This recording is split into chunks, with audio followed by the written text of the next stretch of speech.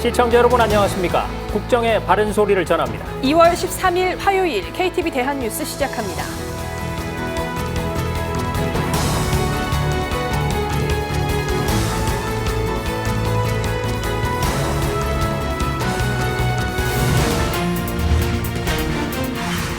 부산이 활짝 여는 지방시대를 주제로 민생토론회가 열렸습니다.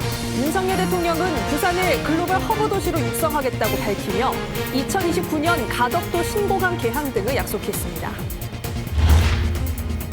이번 민생토론회에서는 문화체육, 의료 등 복지 분야 활성화에 대한 논의도 이뤄졌습니다. 부산 사직구장과 구덕운동장 등 기존 인프라를 재개발하고 아동병원 건립도 추진할 계획입니다.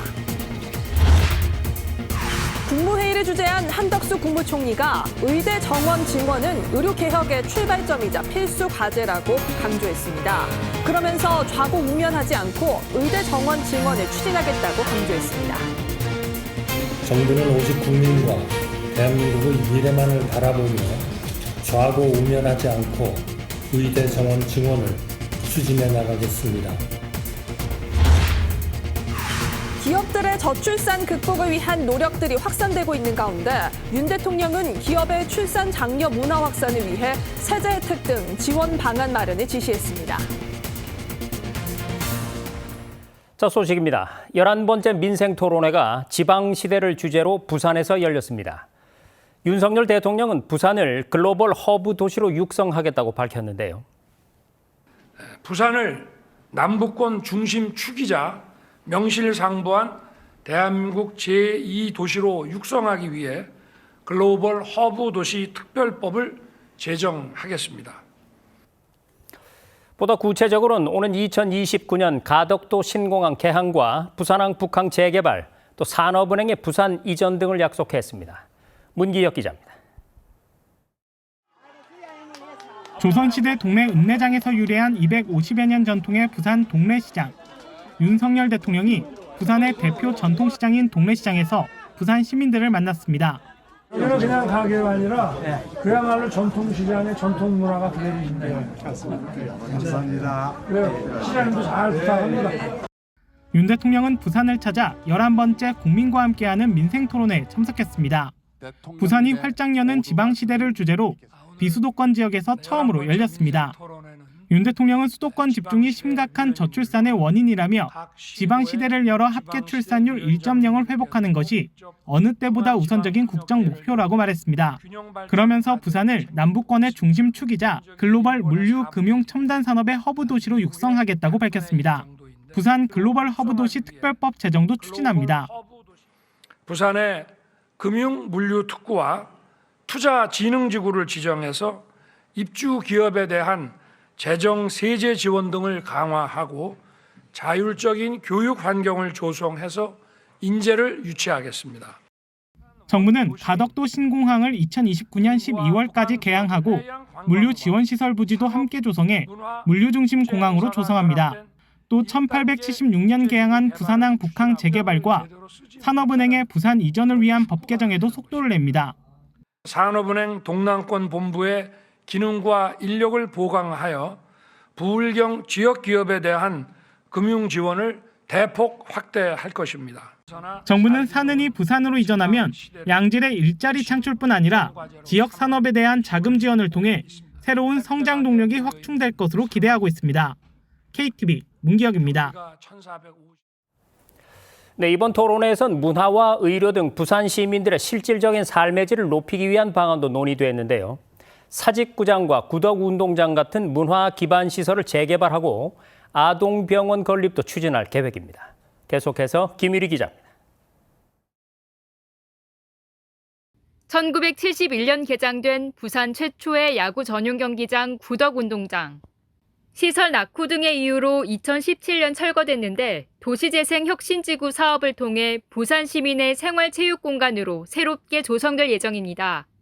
어린 시절부터 부모님과 함께 야구장을 자주 찾았다는 유진욱 씨는 추억이 깃든 구덕운동장의 재탄생을 기대했습니다. 예전에 우리 부모님들이 제일 많이 거기서 많이 즐거운 시간을 보내고 했던 공간으로 저희 젊은 세대들도 구덕운동장에서 문화체육 생활을 향유할 수 있도록 40년가량의 낙후된 시설로 안전 문제가 제기돼 온 부산 사직야구장 또한 재건축을 통해 2만 1,000석 규모의 복합 문화공간으로 거듭납니다. 낙후된 사직구장과 구덕운동장의 재개발을 중앙정부가 지원해서 부산은 물론 대한민국 스포츠 문화 산업 발전의 교두보로 만들 것입니다. 이번 민생토론회에선 부산의 아동병원 건립에 대해서도 논의됐습니다. 그때 그 병원에는 소아과 전문의가 없기 때문에 진료를 해줄 수가 없고 근처에 다른 진료를 받을 수 있는 병원을 알아보라고 했습니다. 병상이 없다는 이유로 유모차에 싣고 계속 복도에서 대기를 해야 했습니다.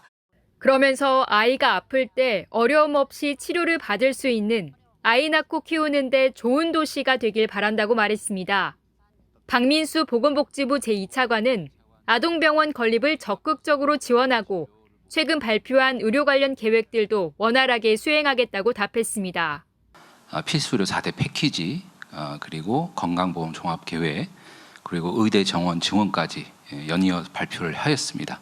이 모든 계획들을 차질 없이 추진해서 우리 아이들이 안심하고 진료받을 수 있는 나라 반드시 만들겠습니다. 이와 함께 부산시 철도 지하화 사업에도 속도를 낼 방침입니다. 도심 공간 활용과 재개발의 걸림돌이었던 지상철도를 지하에 새로 건설하고 기존 철도 부지는 주민들과 함께하는 공간으로 변화를 도모합니다. 다음 달부터 본격적으로 종합계획 수립 용역을 진행하고 내년 말까지 대상 노선을 선정할 계획입니다. KTV 김유리입니다.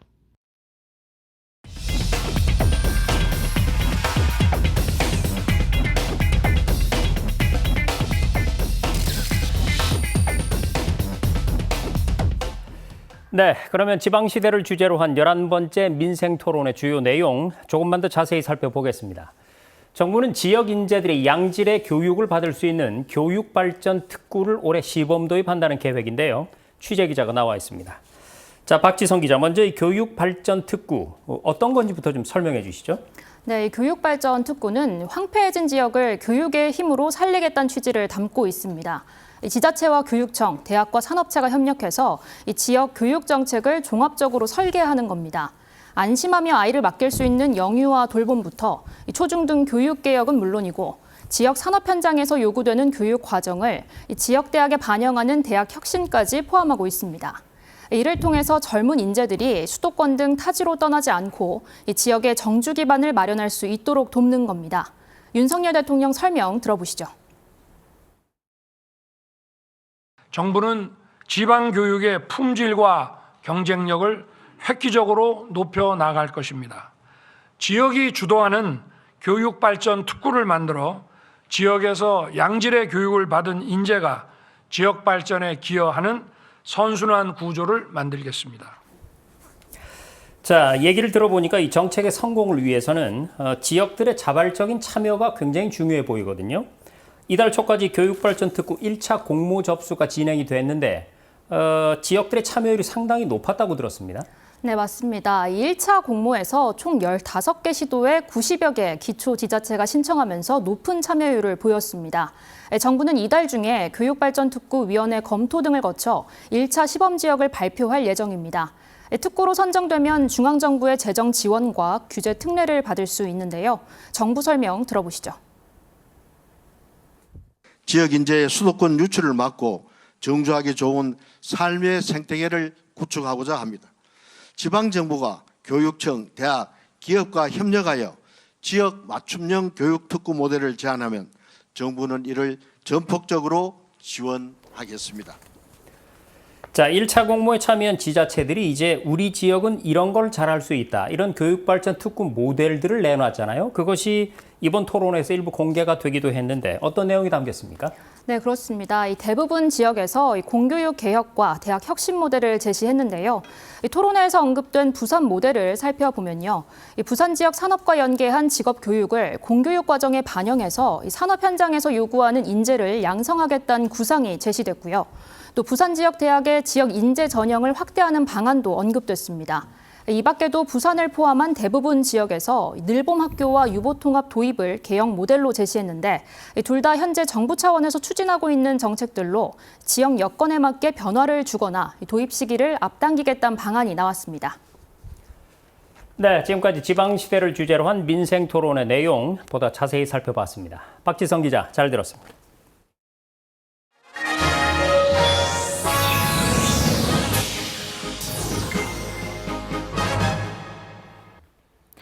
정부의 의대 정원 확대 방침에 대해 의사들의 반발이 본격화하고 있습니다. 대한전공의협의회는 비상대책위원회 체제로 전환했고 의사협회는 15일 궐기대회를 예고했는데요. 집단 행동이 시작될 경우 의료 현장의 혼란이 불가피할 것으로 예상됩니다. 최다혜 기자입니다. 대한전공의협의회는 12일 오후 9시 온라인으로 임시 대의원 총회를 열었습니다. 전공의들의 집단 행동 여부를 포함한 대응 방안을 논의한 결과 회장을 제외한 집행부가 사퇴하고 비상대책위원회로 전환하기로 결정했다고 밝혔습니다. 집단 행동에 대한 입장은 밝히지 않았습니다. 당초 설문조사에서 전공의 88%가 파업에 찬성하고 이른바 빅5 병원 전공의들도 단체 행동을 결의했지만 온라인 총회에서 신중론도 제기된 것으로 보입니다. 상급 종합병원에서 핵심 업무를 담당하는 인턴 레지던트 전공의들이 집단 행동에 나설 경우 의료 현장의 혼란은 피할 수 없을 것으로 관측됩니다. 전공의 협의회 차원에서 자체 조사한 바에 따르면 한 88% 정도가 이제 일단 이번에도 집단 행동에 이제 찬성을 하는 것으로 그렇게 지금 나타나고 있습니다. 그래서 뭐 진료 거부를 비롯해서 필요하다면 이제 면허 반납 이제 이런 것까지도 이제 할 의지를 지금 많이 내비치고 있는 것으로 알려지고 있는데 정부는 집단 행동 표명이 없어서 다행이라며 환자의 생명을 도구 삼지 말 것을 강력히 요청했습니다. 정부는 병원의 근무 여건을 개선해 지속 가능한 일터로 만들 수 있도록 의료 개혁에 박차를 가하겠습니다. 전공의들은 환자 곁을 지켜주시는 결단을 내려주길 당부드립니다. 한편 대한의사협회도 15일 전국 곳곳에서 동시에 궐기대회를 열고 17일 서울에서 전국 의사 대표자 회의를 여는 방안을 검토 중입니다. 의사협회의 구체적인 집단행동 방식과 시기 등은 논의될 예정입니다. KTV 최다입니다. 의대 증원 발표가 선거용이라는 일부 주장에 대해 정부는 국민 보건을 위한 정책적 결정이라고 반박했습니다. 늘어나는 정원은 총선이 있는 4월 전에 학교별로 배정을 마치겠다고 밝혔습니다. 김경호 기자가 보도합니다. 정부가 총선 후 의대 증원 숫자를 줄여 의료계와 타협할 거란 주장에 반박했습니다. 박민수 보건복지부 2차관은 의사 집단행동 중앙사고수습본부 브리핑에서 의대 증원은 국민 보건을 위한 정책적 결정이었다고 강조했습니다. 4월 전에 학교별 배정을 확정할 수 있도록 교육부와 협의해 관련 절차를 신속히 이행하겠습니다. 박 차관은 이어 2,000명 증원이 너무 많다는 우려에 대해선 과도하지 않다고 답했습니다. 과거 의학분업 사태 이후 의대 정원을 줄이지 않았다면 자연스레 2035년에 10,000명이 넘는 의사가 더 배출됐을 거란 설명입니다. 내년부터 2,000명을 증원하여 2035년까지 1만 명을 배출하는 것과 유사한 수준입니다. 너무 많이 늘리는 게 아니라 너무 늦은 것입니다. 의사 증원과 진료비 급증으로 건강보험 재정이 파탄날 거란 주장은 실증적 근거가 없다며 선을 그었습니다. 그러면서 과잉 진료는 직업윤리에 달린 문제라며 대부분의 의사가 불필요한 의료 서비스를 제공할 거라 생각하지 않는다고 덧붙였습니다.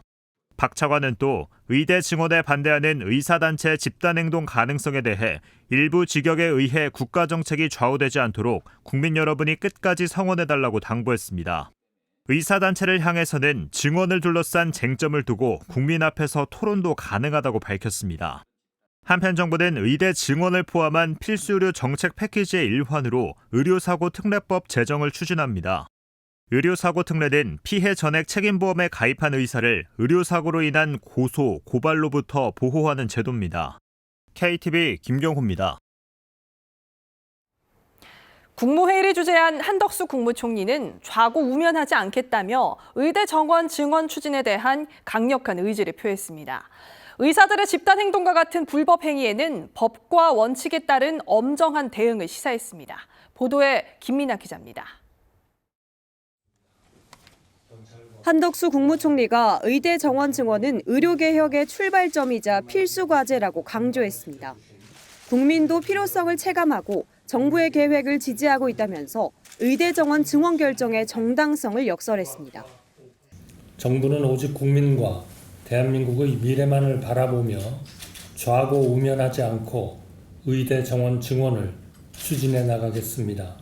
그 과정에서 국민의 건강과 생명을 위협하는 불법 행위에 대해서는 법과 원칙에 따라 엄정히 대응해 나갈 것입니다.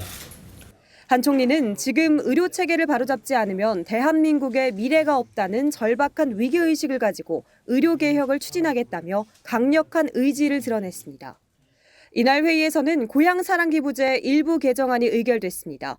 개인별 고향사랑기부금 연간 상한액은 기존 500만 원에서 2천만 원으로 상향되며 기부자가 기부금의 사용 사업을 선택할 수 있도록 지정 기부제도를 명문화합니다. 지난 1년간 50만 명이 넘는 기부자분들께서 650억 원의 기부금을 보내주셨고, 이렇게 모인 기부금은 특히 인구 감소와 열악한 재정으로 어려움을 겪는 지자체에 새로운 희망이 되었습니다. 한 총리는 고향사랑기부제가 지역경제 활력을 불어넣는 데 도움이 된다면서 윤석열 대통령과 함께 설 연휴를 앞두고 전국 16개 시도 기부에 동참했다고 밝혔습니다. 이 밖에도 특허권 침해 시 손해배상액 한도를 3배에서 5배로 상향한 부정경쟁방지법 일부 개정안 등 법률 공포안 39건, 대통령령안 7건 등이 심의 의결됐습니다. KTV 김민아입니다. 이번 국무회의에선 고등교육법 시행령 개정안이 통과됐는데요. 대학교 1학년 학생의 전과를 허용하는 등 자율성을 높이기로 했습니다. 또 학생 예비군이 더 이상 출결의 불이익을 받지 않도록 학습권 보장 조항도 신설했습니다. 조태영 기자입니다. 국무회의에서 의결된 고등교육법 시행령 개정안에는 그간 정부가 강조해온 대학 내 벽 허물기를 촉진하는 내용이 담겼습니다. 대학이 자율과 창의를 바탕으로 미래 인재 양성의 핵심 역할을 수행할 수 있도록 우선 대학 학사 조직 내에서 학과와 학부 조직을 두는 원칙을 폐기합니다. 대신 학과 학부에 상응하는 조직을 자유롭게 구성할 수 있도록 지원합니다. 대학은 융합학과 신설이나 학생 통합 선발 등 보다 자유로운 방식으로 조직을 운영할 수 있게 됐습니다. 교수들의 수업 시간도 기존 주 9시간의 전임교원 교수 시간 원칙을 폐지하고 대학 전략에 따라 자율적으로 운영합니다. 또 그간 대학 2학년 이상 학생만 가능했던 전과가 1학년 학생에게도 허용됩니다. 신입생들의 이제 좀 장래도 잘 정해져 있지 않은 상황에서 선택의 폭이 넓어지는 거에 있어서는 되게 좋은 방법이라고 생각하고 있습니다. 학생 예비군에 대한 학습권 보장 조항도 신설합니다. 예비군법에 따르면 학생이 예비군 훈련을 받은 기간을 결석으로 처리하지 못하지만 그간 일부 교수들이 불이익을 주어 논란이 끊이지 않았습니다. 이번 개정안에는 예비군 훈련 참석을 이유로 출결과 성적에서 불이익을 받지 않고 수업과 관련한 자료를 제공하거나 보충을 받을 수 있도록 명시했습니다. 당연하게 지켜줘야 될 건데 굳이 이걸 결석까지 해서 깎아먹을 것도 좀 이해가 안 되고 당연히 지켜줘야 될 거라 생각해요. 한편 정부는 예과 2년, 본과 4년으로 정해져 있던 의대 수업을 6년 통합과정으로 운영할 수 있도록 합니다.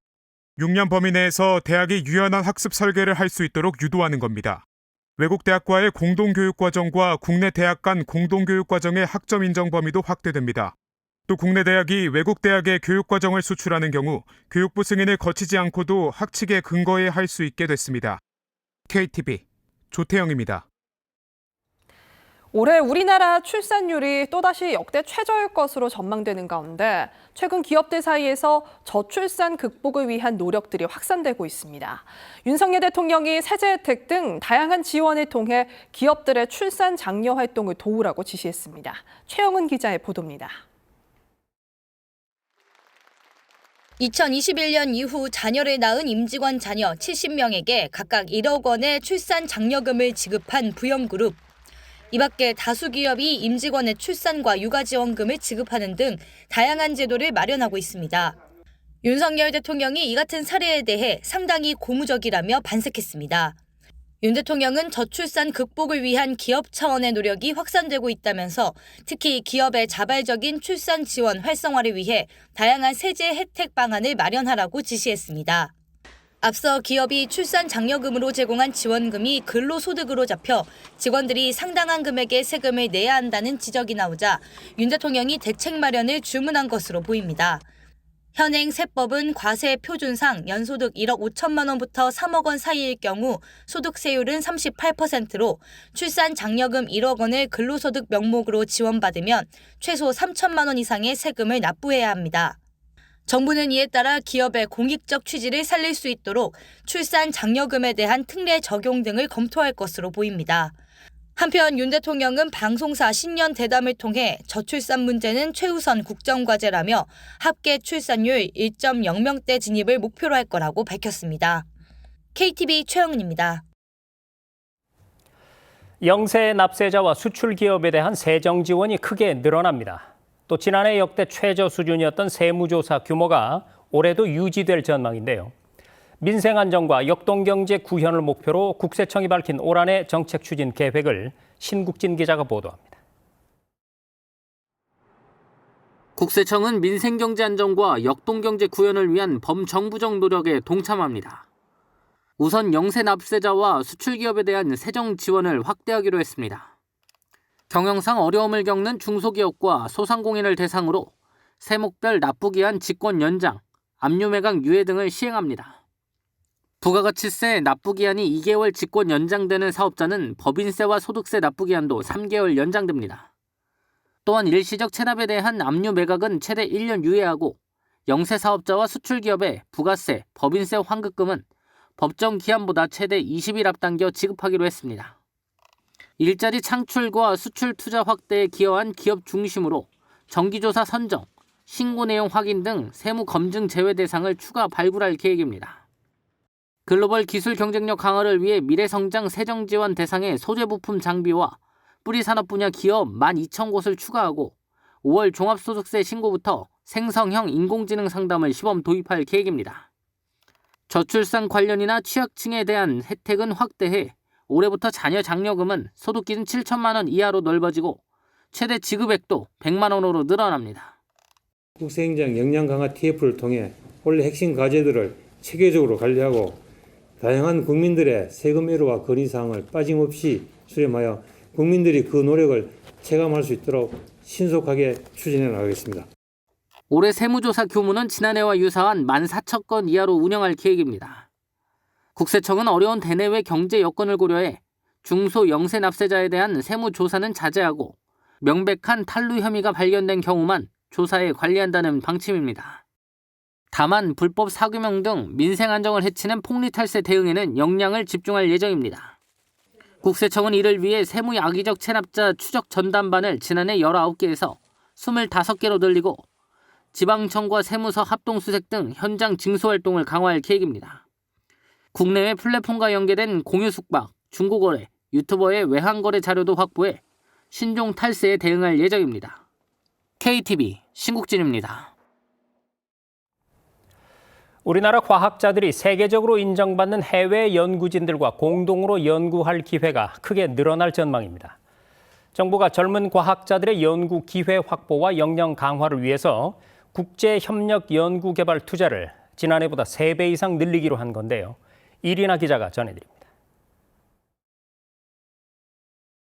정부가 과학기술 분야의 글로벌 허브가 되기 위한 연구개발 혁신에 시동을 걸었습니다. 이를 위해 혁신적이고 도전적인 R&D에 전폭적인 지원을 약속했습니다.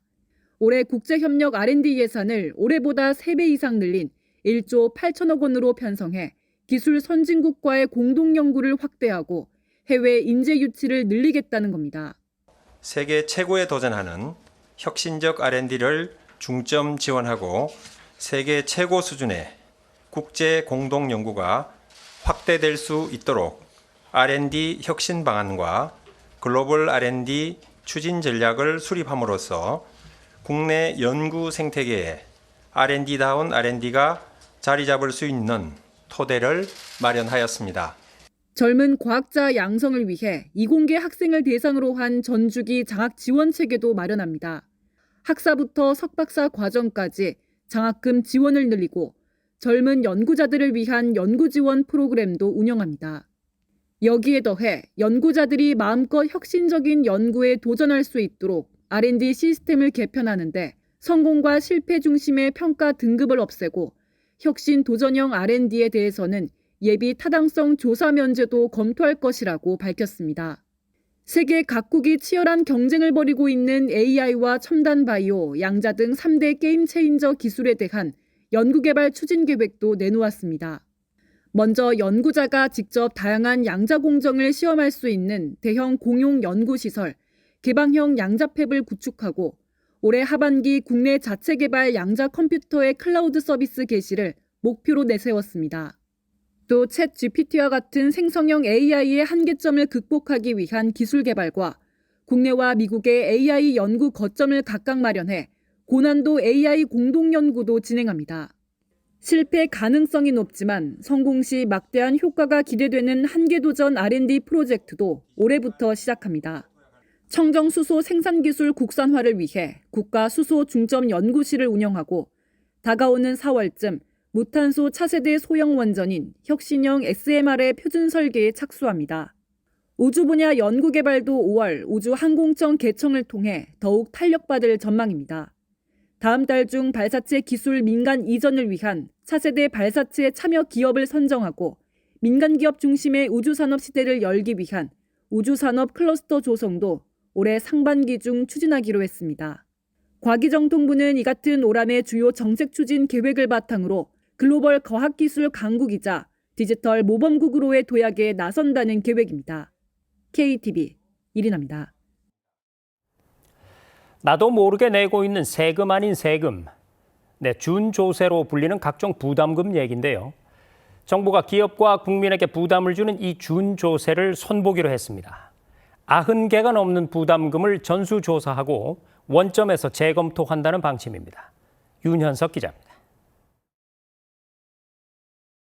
세금은 아니지만 세금처럼 납부해야 하는 부담금 등을 뜻하는 준조세. 담배값에 포함된 건강증진 부담금, 전기요금에 붙어있는 전력산업 기반 부담금 등 종류도 다양합니다. 환경오염을 막거나 취약계층을 보호하는 긍정적인 효과도 있지만 본인도 모르게 지출하게 되는 그림자 조세 등으로 악용되기도 합니다. 이에 윤석열 대통령은 지난 1월 91개에 달하는 현행 부담금을 전수조사하고 원점에서 재검토할 것을 지시했습니다. 그림자 조세로 악용되는 부담금이 도처에 남아 있습니다. 재원 조달이 용이하다는 이유로 부담금을 남발해서는 안 됩니다. 이에 정부가 준조세 조사에 나섰습니다. 행정안전부는 올해 자치법규와 내부 지침, 불합리한 관행 등에 숨어있는 준조세를 파악할 방침입니다. 또 비금전적인 부담인 인허가 지연과 과도한 기부 체납 요구 등 기업에 부담을 주는 규제를 일종의 준조세로 보고 정비할 계획입니다.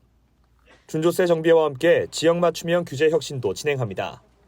가장 먼저 경기 불황과 각종 인허가, 계약 조건 등 규제로 어려움을 겪는 지역 건설사를 위한 맞춤형 규제 해소에 나섭니다. 지역 간담회를 통해 인허가 규제와 행정지도 및 단속, 영업 관련 규제 등 지역 건설사에 부담을 주는 사안을 발굴하고 이를 해결할 계획입니다. 한편 정부는 규제 해소의 책임성을 강화하고 지역 경제에 활력을 불어넣기 위해 중앙, 지방 규제 책임관제를 새롭게 도입합니다. 지역 실정을 잘 아는 지방 책임관을 지정해 규제 현장에 의견을 전달하고 연고지를 고려해 배정된 중앙 책임관이 부처 협의 과정 참여 등 행정력을 지원할 예정입니다. 지방규제혁신위원회의 기능도 강화합니다. 지방규제혁신위원회 민간위원을 10명에서 최대 14명으로 늘리고 위원회의 권고 후에도 규제가 해소되지 않았을 경우 즉시 국무조정실 규제개혁위원회 안건으로 상정하는 등 규제 혁신의 속도를 높일 방침입니다. KTV 윤현석입니다.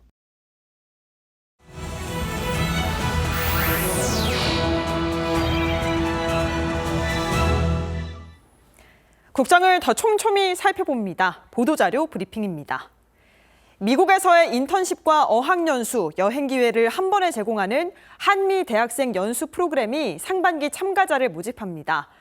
한미 정부 간 업무 협약을 바탕으로 하는 정부 해외 실습 프로그램으로 국내 대학생과 1년 이내 졸업생이라면 참여할 수 있는데요. 단기 6개월, 중기 12개월, 장기 18개월로 운영되며 올해 총 300명의 청년이 선발됩니다.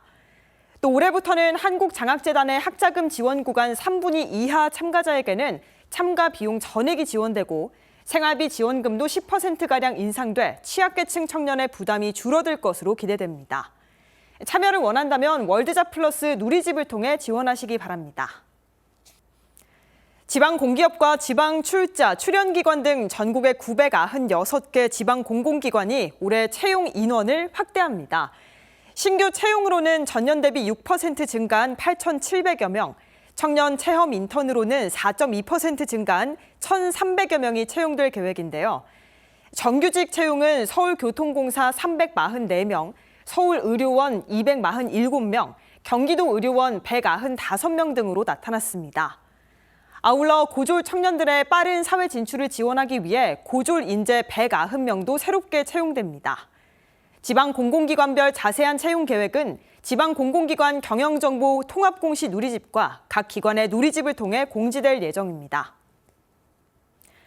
장애인의 평생교육 참여 기회를 확대하기 위한 장애인 평생교육 이용권 제도, 19세 이상 등록 장애인에게 인당 연 35만 원을 지원하는 제도인데요. 교육부, 국립특수교육원이 전국 지자체를 대상으로 이달 말까지 장애인 평생교육 이용권 지원 사업 공모 신청을 받습니다.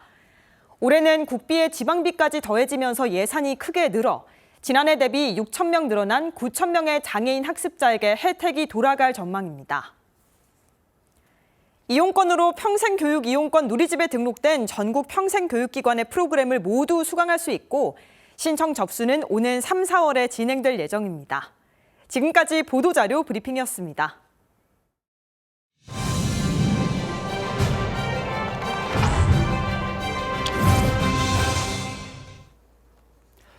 지난달 말 강정의 국가보훈부 장관이 6.25 참전 유공자회를 찾아서 실물 제복을 담은 액자를 헌정했습니다.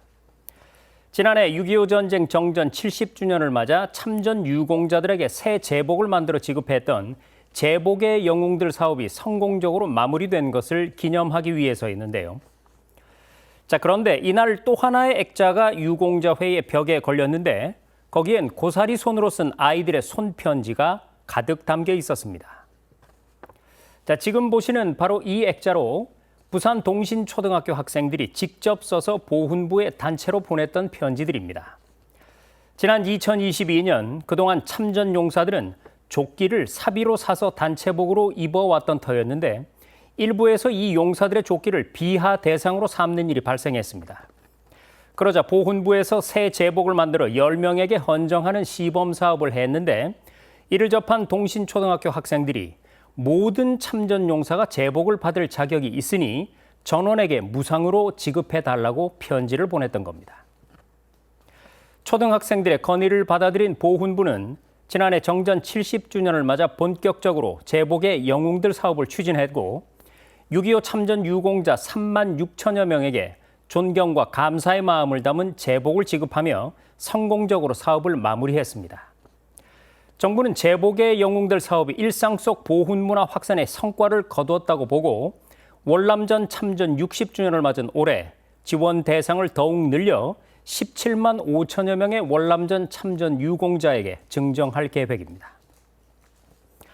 만일에 군인 아저씨가 우리 교실에 온다면 물어보고 싶은 것도 많지만 제일 먼저 해주고 싶은 건 나라를 지켜주셔서 감사하다는 말이다.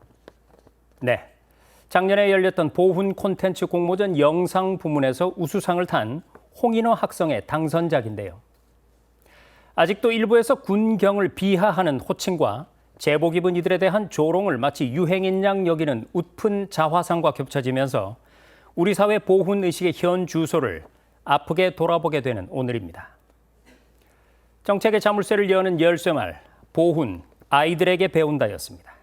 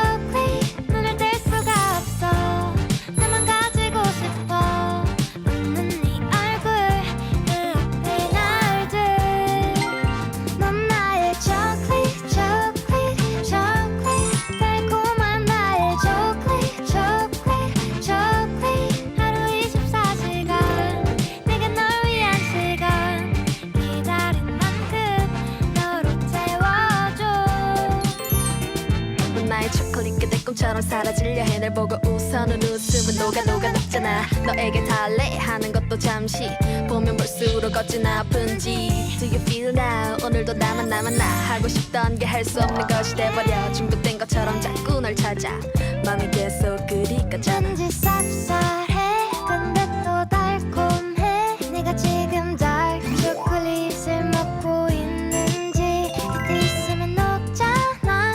말 한마디에 흐르잖아. 난 네가 참 좋아. 넌 나의 초콜릿 달콤한 나의 초콜릿 눈을 뗄 수가 없어. 나만 가지고 싶어. 웃는 네 얼굴 내 날들. 넌 나의 초콜릿 자꾸 바라보게 되는 너의 눈빛을. 초콜릿 마치 손에 잡힐 듯한 네 목소리. 넌 나의 초콜릿 달콤한 나의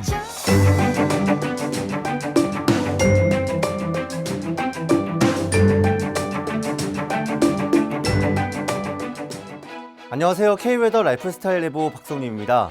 오늘 전국이 대체로 맑았는데요. 저녁부터는 서쪽 지방을 중심으로 점차 구름이 많아지겠고 내일은 전국이 흐리겠습니다. 단속적인 비도 내리겠는데요. 내일 오전에는 강원 영서와 충청, 전라권과 제주도에, 오후에는 경상권에 비가 오겠습니다. 5mm 내외의 비가 내리다 그치기를 반복하겠고 제주에는 최대 20mm까지 내리는 지역도 있겠습니다. 흐린 하늘로 인해 밤사이 기온이 크게 떨어지지 않아 내일 아침 기온은 큰 폭으로 오르겠습니다. 서울은 오늘 아침보다 6도 높은 영상 8도, 춘천도 영상 4도 보이겠습니다. 내일 낮 기온은 오늘과 비슷하게 포근하며 마치 한창 때의 봄 같은 날씨를 보이겠습니다. 다음은 자세한 지역별 내일 날씨입니다. 중부지방 흐린 가운데 아침에는 충청권과 강원 영서에 비가 오겠습니다. 아침 기온은 수도권 7도 내외, 세종 5도 보이겠고 낮 기온은 서울과 대전 15도가 예상됩니다. 동해안 지방 점차 흐려져 울진에는 낮 한때 비가 오겠습니다. 속초와 강릉 9도로 아침을 시작해 낮에는 울진 17도까지 오르겠습니다. 남부지방 전라와 제주에는 아침에, 경상권에는 낮 한때 비가 오겠습니다. 광주 10도, 부산 12도로 아침을 맞이해 낮 최고 기온은 17도 내외를 보이겠습니다. 전해상 흐려져 비가 오겠고 물결은 동해에서 최대 3.5m로 매우 높게 일겠습니다. 당분간 전국이 구름 많거나 흐린 가운데 목요일에 전국적으로 비 소식이 들어있고요. 일요일에는 제주에 비가 시작돼 월요일 전남과 경남으로 확대돼 내리겠습니다. 한편 당분간 중서부를 중심으로 미세먼지가 기승을 부리겠습니다. 날씨였습니다. 경찰청의 특별방범 시행 결과를 보면 올해 설 연휴에 112 신고 건수와 교통사고 건수 모두 작년보다 줄었다고 합니다. 연휴에도 밤낮 없이 일한 경찰과 소방 공무원들께 감사를 전하면서 연휴 이후에도 사건, 사고 적은 평온한 나날을 기원합니다. KTV 대한뉴스 오늘 저희가 준비한 소식은 여기까지입니다. 시청해주신 여러분 고맙습니다.